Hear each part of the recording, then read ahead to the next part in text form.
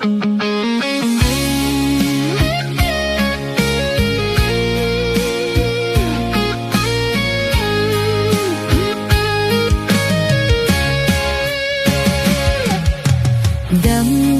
ថាអូនមិនមានជំរឿស្ងួនមិនហ៊ានមើលទើបស្រីជ្រើសតាមការលួងប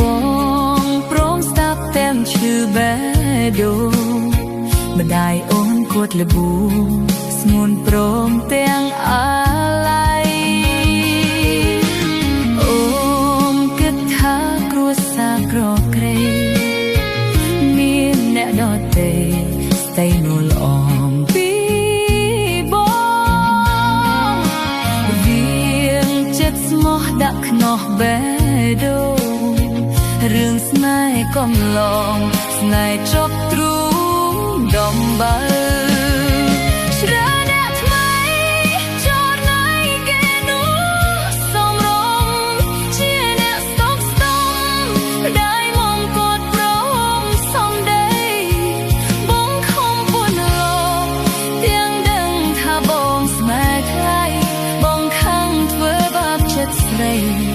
ភក្តីគ្មានន័យសំខាន់ចង់ឲ្យចិត្តអូនវិលត្រឡប់ស្នេហ៍មិនអាចចប់ត្រឹមមួយយប់គប់ចិត្តដែរអនុស្សាវរីយ៍យើងទាំងពីរកាយមិនត្រូវឃ្លាតឆ្ងាយផ្ដាច់និស្ស័យ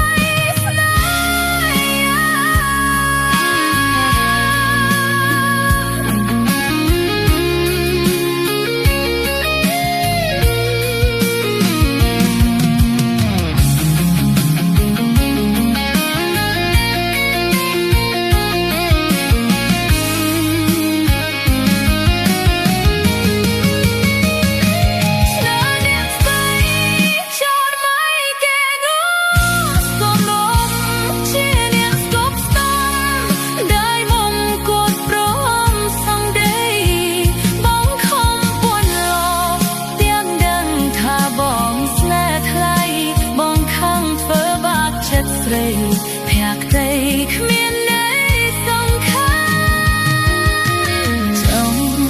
ឲ្យចិត្តអូនវិលត្រឡប់ស្នេហ៍មិនអាចចប់ត្រឹមមួយយប់គប់ចិត្តដែរអនុស្សាវរីយ៍យើងទាំងពីរកាយមិនត្រូវឃ្លាតឆ្ងាយ